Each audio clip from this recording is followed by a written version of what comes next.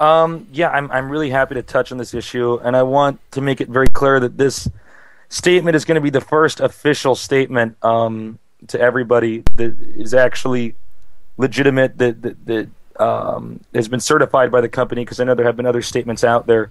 Yeah. Um, it's like this. You have obviously, esports. It's a lot about passion. It's a lot about competition, but there's also a business aspect to that. And while that can be troubling at times, money does make the world go round. And in this case, GomTV. And if you're unfamiliar with GomTV, largest media player in Korea, actually a great media player. And I'm not just saying that because I work for them. I actually use it all the time. True. And then you have, and this is internet TV. They generate content, which can be run on their player, which is actually quite a good business model. And then you have cable TV, which would include things like the Pro League, well, obviously on GameNet, NBC. So what happens is that in a country like Korea, which actually is the most wired country in the whole world, in other words, it's easier to gain access to internet here than anywhere else in the world. There's literally 8 PC cafes a minute walk from Artosis' apartment where we're at. Internet Wow. television actually competes quite well with cable TV.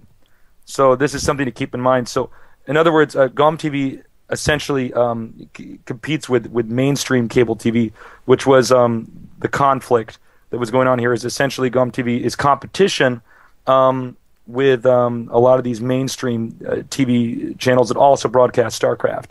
So the result of that is that with Kespa working more closely with on GameNet and NBC, it's more difficult to convince teams to stay on GomTV because essentially we are competition. And of course, without players, above everything else, we don't have a tournament. So there's stuff going on with that. Now, GomTV and Kespa are in negotiations right now.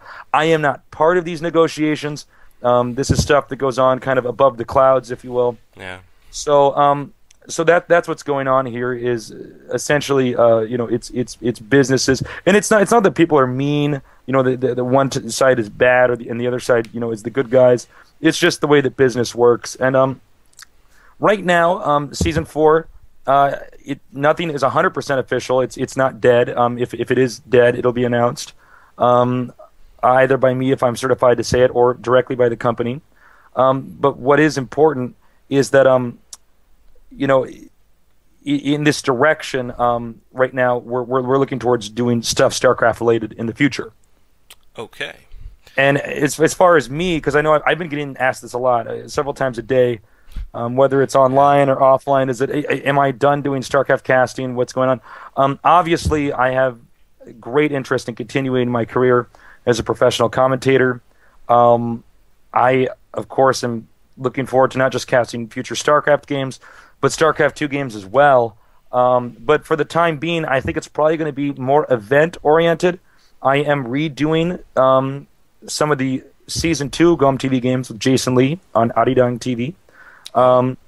Yes, and other than that, for now, to put it simply, we just don't know 100% yet. We will eventually. GomTV, there's a lot of esports people in there, because I've been down to the offices and played StarCraft with a lot of those guys down there. They're very interested in continuing to proliferate esports, not just for the GomTV business, but for the scene in general. So we're gonna have to wait and see. But look, I'm an optimistic person.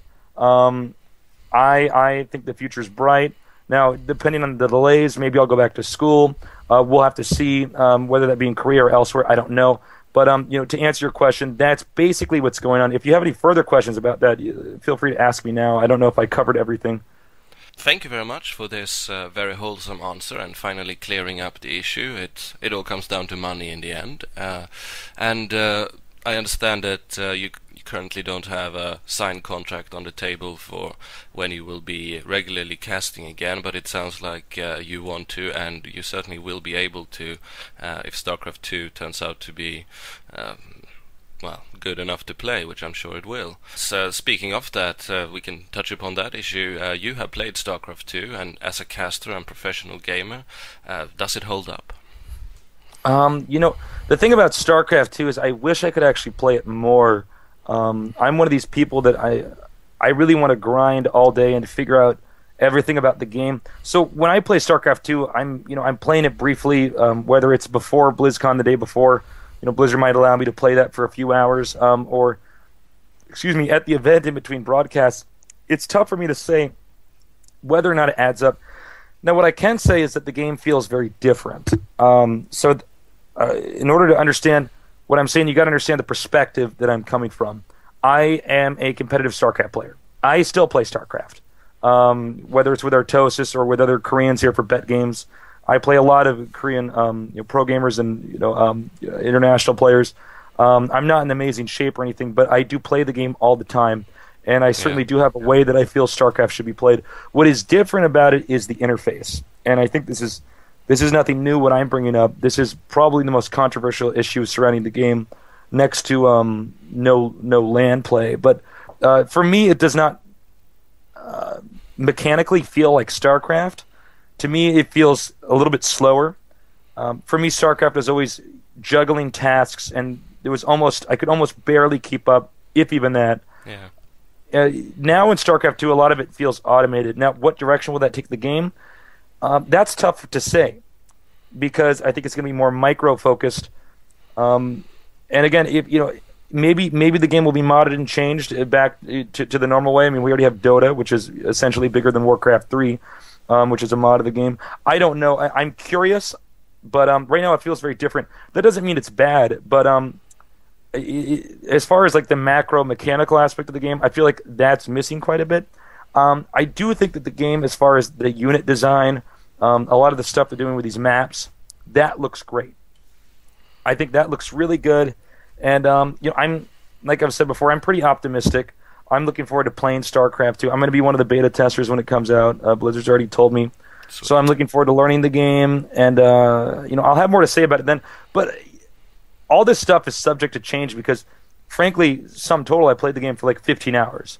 And this is like from when you could first play StarCraft 2 to a year or two later. So the game's actually changed a lot. So that's another thing to bear in mind. Of course, I haven't played it myself, but everyone who has, I've been asking about it, and it's all different levels of optimism going on for sure. But we'll be looking forward to hearing your view on it and hearing you casting it, and let's hope StarCraft 1 will provide ample opportunity to do that as well. However, moving on to some other exciting things, you and I both have an additional reason for doing this interview, not just talking about StarCraft. Namely, we want to plug some t-shirts. Could you tell the audience what an incredible dose of handsomeness that are now available to all fashion-conscious nerds out there?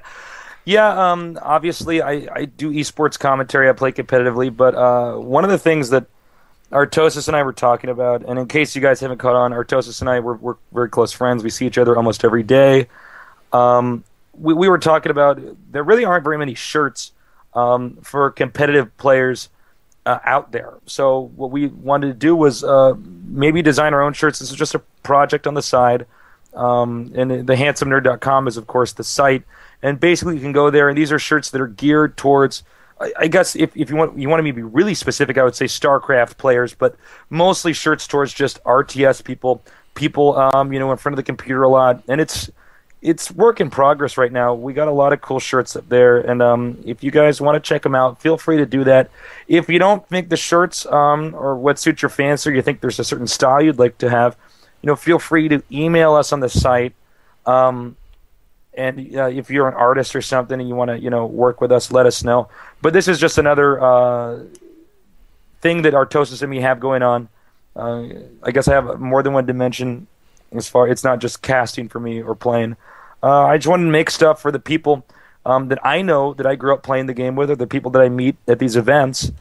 So definitely check them out. And we're going to have new shirts probably monthly or every 2 months. So please check out the site and give us feedback.